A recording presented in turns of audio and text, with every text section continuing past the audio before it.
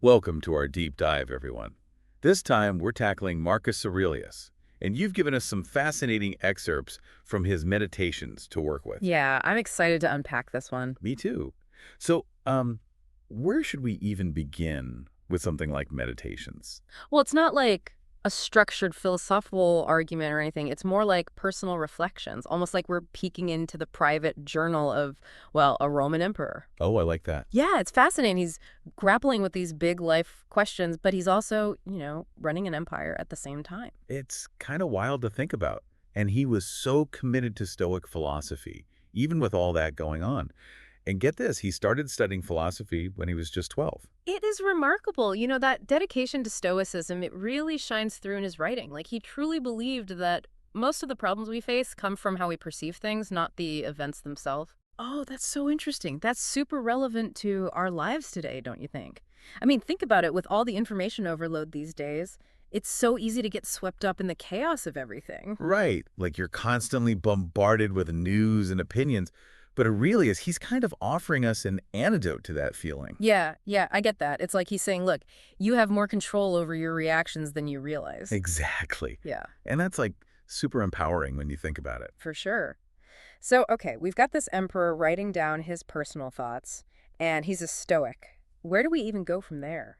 Well, one thing that stood out to me is how he starts meditations by actually listing his teachers and what he learned from each one. Ah, that's kind of sweet. Like an emperor giving a shout out to his mentors. It is. It shows a lot of humility, right? Hmm. And it emphasizes the importance of lifelong learning, which I think is so important no matter what your position is. Totally agree.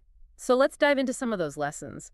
What were some of the big ones for Aurelius? Okay, so there's Diognetus, who taught him to be skeptical and think critically. Wait, so he's telling an emperor to question things. Basically, imagine an emperor learning to be wary of, like, miracle workers and jugglers. It's a reminder to approach information with a discerning eye. Even today, right, we're constantly being bombarded with claims and opinions. Oh, absolutely. It's like Aurelius is saying, don't just blindly accept everything you hear, even if it sounds impressive, Hey. especially in this age of misinformation. Exactly. Okay, then there's Rusticus, who taught him to value simplicity and sincerity over, like, flashy displays. So it's about being genuine, right? Like not just putting on a show for the world. That resonates with me for sure, especially when social media makes it so easy to just present this perfect, curated image. Yeah, exactly. Aurelius was seeking depth and meaning in his life, even as an emperor surrounded by all this opulence and power. It's like he's saying substance over style. I like that a lot. And then there's Maximus, who taught him about cheerfulness, even in the face of hardship. Oh, okay. Keeping your spirits up when things are tough. A classic Stoic principle. Yeah. Which is, like, way easier said than done, of course. Oh, tell me about it. So how do all these lessons tie into Aurelius's overall approach to Stoicism? Well, they really shaped his understanding of how to live a good life. I mean, there's this one line that really stuck with me where he talks about understanding the nature of the whole and our place within it. He says, "There is no one who hinders thee from always doing and saying the things which are according to the nature of which thou art a part." Wow, that is a mouthful. It is, right. But it's like he's laying out the essence of Stoic thinking right there. So break it down for me. What's he getting at? He's basically saying that we should focus on what we can control, our own thoughts and actions. We can't control external events. Those are often out of our hands. But we can control how we respond to them. Okay, yeah, that makes sense. It's about finding that inner strength and not letting external circumstances dictate your well-being. Exactly. And then there's this other amazing line, the universe is transformation, life is opinion. Like, whoa. Whoa is right. So he's saying that our perceptions shape our reality. Yeah, that's exactly it. So powerful, right? Super powerful.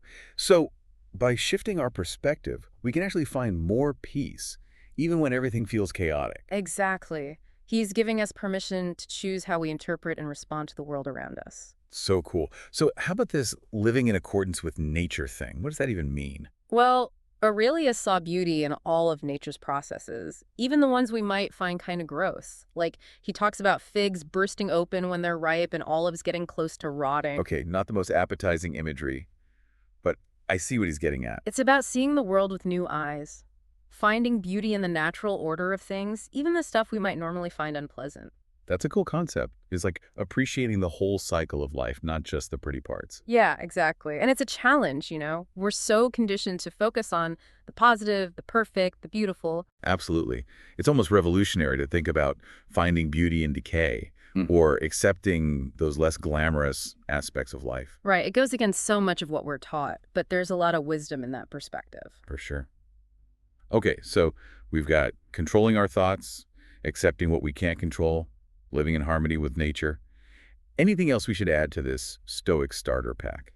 Well, there's also this emphasis on purpose and being present. Aurelius says, "Let no act be done without a purpose, nor otherwise than according to the perfect principles of art." Okay, so every action should have a purpose, and we should strive for excellence in everything we do. Exactly. It's about bringing your full attention to the task at hand, whether it's writing an email or, doing the dishes. Mindfulness in action.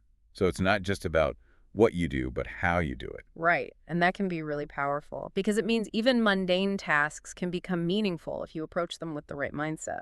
I like that. It's like finding the extraordinary in the ordinary. So we've covered a lot. We've got controlling our thoughts, accepting what we can't control, living in accordance with nature, acting with purpose. What about our relationships with others? Does Aurelius have anything to say about that? Oh, absolutely. He emphasizes justice and the common good. He famously said, "Men exist for the sake of one another. Teach them then, or bear with them." That's a great quote. So it's about recognizing our interconnectedness Yeah. and acting for the benefit of others. Yeah, and having compassion, even for those who hold different views. We're all in this together, right? Right. So it's not just about personal development. It's about contributing to a better world. Exactly. It's about understanding that our actions have an impact on others and striving to make that impact a positive one. Wow. We've covered a lot of ground already. It's amazing to see how these Stoic principles, which were developed centuries ago, are still so relevant today. It's like this framework for navigating life's challenges, whether you're a Roman emperor or just a regular person trying to make sense of the world. It is, right. And what's even more fascinating is that even with all his wisdom and power, Aurelius, he was still human. He still experienced moments of doubt, frustration. He did. Like, even an emperor has bad days. I guess that makes sense, but it's still kind of comforting to hear. Exactly. He wasn't some kind of stoic superhero. He was a real person who struggled with difficult emotions, just like all of us do. He did, and he actually talks about those struggles in meditations. There's this one part where he's reflecting on how fleeting life is. He says, "Everything material soon disappears in the substance of the whole, and the memory of everything is very soon overwhelmed in time." It's like a really powerful reminder that even an emperor, even someone with all that power and wealth, is still subject to the same laws of nature as everyone else. Yeah, it's humbling, right? It puts things in perspective. No matter what we achieve or accumulate in this life, ultimately we're all part of this bigger cycle. Exactly. And yet, even with those kind of heavy thoughts, you still sense this resilience in Aurelius's writing. There's another passage where he seems to be like giving himself a pep talk. He says, "Enough of this wretched life and murmuring and apish tricks. Why art thou disturbed?" It's like, so raw and honest. Even the wisest among us, they have to actively work at maintaining their inner peace. Yeah, it's kind of reassuring to know that even someone like Marcus Aurelius had those moments of like frustration or negativity that makes him seem more relatable. He wasn't just this stoic robot immune to all the ups and downs of life. Absolutely. He was a human being just like us, trying to figure things out and dealing with complex emotions.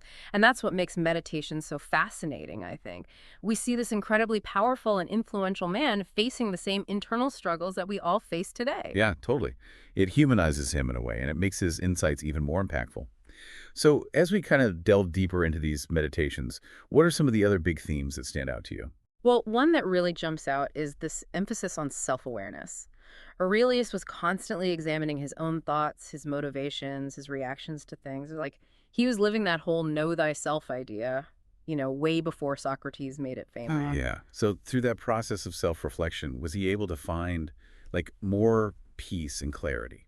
It seems like it. By identifying his own weaknesses and tendencies, he was better equipped to manage his emotions and make more intentional choices. Not just reacting impulsively, but really thinking things through. That makes a lot of sense. It's like the more we understand ourselves, the more agency we have in shaping our responses to the world around us. Yeah. We're not just at the mercy of our emotions or external events. Exactly. And that kind of leads into another major theme in meditations, acceptance. accepting what we can't control, accepting the natural order of things, even accepting death as an inevitable part of life. Oh, wow. That's a big one, especially in our modern world where we're constantly trying to control every aspect of our lives. Aurelia seemed to be offering a different path, one of like letting go and finding peace in the present moment. Exactly. And it's not about being passive. It's more about recognizing the limits of our control and focusing our energy on what we can actually influence. That's a really important distinction. So it's not about giving up or resigning yourself to fate. It's about choosing your battles wisely. Yeah. I also see this theme of, like, virtue being its own reward. Aurelius wasn't driven by, external validation or material possessions. He was seeking something deeper, a life of inner peace and alignment with nature. That's a really interesting concept. It's challenging though, isn't it? Because we live in a world that often equates success with like wealth, status, recognition. But Aurelius is saying, hey, true fulfillment comes from living a virtuous life regardless of the external outcomes. Right. It's about finding meaning and purpose in our actions themselves, not just in the results they produce. Yeah, I get that. So how does Aurelius suggest we actually cultivate this sense of virtue? Like, where do we even begin? He really emphasizes the importance of aligning our actions with our principles. You know that famous quote of his? He says, "Waste no more time arguing about what a good man should be one." Oh, yeah, that's a good one. So it's not about just talking about being virtuous. It's about actually living it out in our daily lives. Exactly. It's about walking the walk, not just talking the talk. So we see how these Stoic principles helped Aurelius navigate the challenges of being an emperor and find some kind of inner peace amidst all the chaos. But how can we, as modern listeners, actually apply these ancient ideas to our own lives? I mean, it's one thing to read about it, but how do we make it real? That's the amazing thing about meditations. These insights are timeless, they transcend cultural boundaries and historical periods.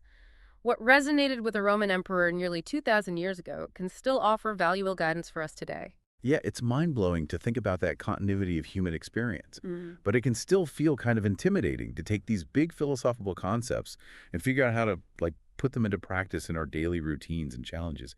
How do we bridge that gap between this ancient wisdom and modern life? I think it starts with recognizing that we don't have to become like stoic masters overnight, right? It's more about taking these principles, controlling our thoughts, accepting what we can't control, focusing on virtue, and finding small ways to integrate them into our daily lives, like little by little. So it's about those baby steps, building those habits, and gradually incorporating these principles into our way of thinking and being in the world. Exactly. It's a journey, not a destination. There will be days when we do great and days when we totally mess up. The key is to just keep practicing, keep learning, and keep trying to align our lives with our values. It's like finding that balance between striving for excellence and also accepting that we're human and we're going to make mistakes. Yeah, for sure. Even with all his stoic wisdom, Aurelius still seems to have struggled with, like, the complexities of human He relationship. did. But didn't he have like the most power out of anyone in the world? You'd think he wouldn't have to deal with too much drama. Well, yeah, maybe not in the traditional sense, but he was still dealing with people, right? And people can be complicated no matter who you are. There's a passage where he gives this kind of surprising piece of advice. He says, when you wake up in the morning, tell yourself, the people I deal with today will be meddling, ungrateful, arrogant, dishonest, jealous, and surly. It comes across as a little, like, cynical, don't you think? Yeah, a little bit. Eh. Is he saying we should just expect the worst from everyone? Like start our day with a bad attitude? Well, not exactly. Here's the rest of the quote. He goes on to say, they are like this because they can't tell good from evil. But I have seen the beauty of good and the ugliness of evil, and have recognized that the wrongdoer has a nature related to my own, not of the same blood or birth, but the same mind, and possessing a share of the divine, and so none of them can hurt me. Oh, wow. That changes things completely. It's about approaching others with compassion and understanding, realizing that their negative behavior often comes from a place of, like, ignorance or lack of awareness. Exactly. It's a call to cultivate empathy, even when we're dealing with people who are being jerks. It's like remembering that everyone is fighting their own battles, and we don't always know what those battles are. Right. He's reminding us that we're all flawed and human, and that our shared humanity connects us, even when our actions seem to divide us. That's a powerful message. And it's so easy to forget that, especially in a world where it's so easy to judge and criticize others. So We've talked about how Aurelius applied these Stoic principles to his own life, even as an emperor dealing with all those pressures and challenges. But how can we, as modern listeners, take these ideas and make them relevant to our own experiences? That's the incredible thing about meditations, you know? These insights are timeless. They transcend cultural boundaries and historical periods. What worked for a Roman emperor nearly 2,000 years ago can still offer valuable guidance for us today. Yeah, it's amazing to think about that connection across such a vast span of time. But it can still feel daunting to translate these philosophical concepts into practical actions in our everyday lives. Yeah. It's like, okay, that's great in theory, but how do I actually do it? That's where the real work begins, right? It's about taking these principles, controlling our thoughts, accepting what we can't control, focusing on virtue, and finding ways to integrate them into our routines, habits, and interactions. So it's not about becoming some kind of like emotionless stoic sage, but about using these ideas to become more resilient, more intentional, more at peace with ourselves and the world around us. Exactly. It's a process, a journey of self-discovery and growth guided by these timeless principles. And we have Aurelius's Meditations as our guide on that journey. It's like he's offering us this roadmap for navigating the complexities of life, with all its joys and sorrows, its triumphs and setbacks. And the more we engage with his words, the more we realize that this ancient philosophy has a surprising amount to teach us about how to live a good life, even in the 21st century. It really is amazing how his writing still feels so relevant to us, even after all this time. And what's really striking is that he wasn't writing these reflections for an audience or trying to create some big philosophical work, right? It was like a personal journal, just a way for him to work through his thoughts and grapple with the challenges he was facing. Yeah, and that's what makes it so powerful. It's raw and vulnerable. You know, we're not just reading some polished philosophical treatise. We're getting a glimpse into the mind of a man who was wrestling with immense responsibility, but also just trying to figure out how to be a good human being. Right, exactly. It's like this intimate look at the internal struggles of someone in such a position of power. He wasn't just some, like, detached philosopher king. He was dealing with the same human emotions that we all experience. Exactly. Anxieties, frustrations, uncertainties, you name it, he probably felt it too. And that makes his insights into resilience and finding inner peace even more compelling, don't you think? Oh, for sure, because it means it's possible, right? Yeah. Like, even someone facing those kinds of pressures and challenges was able to find a way to cultivate inner peace. So maybe we can too. Exactly. And one image that really stuck with me is when he compares our lives to like a single thread in this vast and intricate tapestry. It's such a beautiful way of illustrating our interconnectedness and how our actions have consequences that extend way beyond ourselves. Oh, I love that. It's a good reminder to live with intention and be mindful of the impact we have on others. It's like every choice we make is adding to this bigger picture, you know? Yeah, totally. Our choices ripple outwards, affecting the fabric of society as a whole. Okay, so there's another thing I wanted to touch on. Aurelius talks a lot about living in accordance with nature, but what does that really mean in a practical sense? Yeah, that's a good question. Is it about, like, spending more time outdoors or something? Well, it's definitely not just about that. It's more about aligning ourselves with the natural order of things. It's about accepting the cycles of life and death, growth and decay, understanding that we are part of a larger ecosystem, and our actions have consequences within that system. So it's about living with a sense of interconnectedness and responsibility, Mhm. recognizing that we're not separate from nature, but a part of it. Exactly. And I think that perspective is super relevant today, you know, especially as we're facing these huge challenges like climate change and environmental degradation. Right. It's like a reminder that our actions have real consequences and we need to start thinking about the bigger picture. Exactly. Okay, so there's another passage that I thought was really relevant to our current moment. Aurelius writes, "Everything we hear is an opinion, not a fact.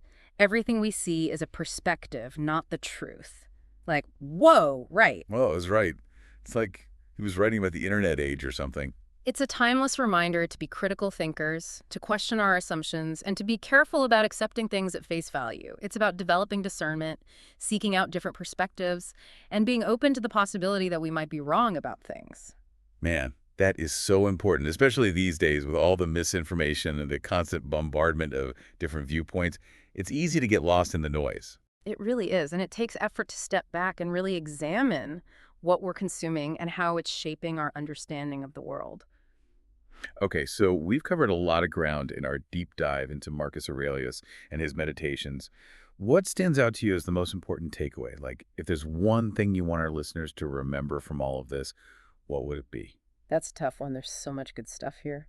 But I think for me, it's the reminder that we always have the power to choose our response to any situation.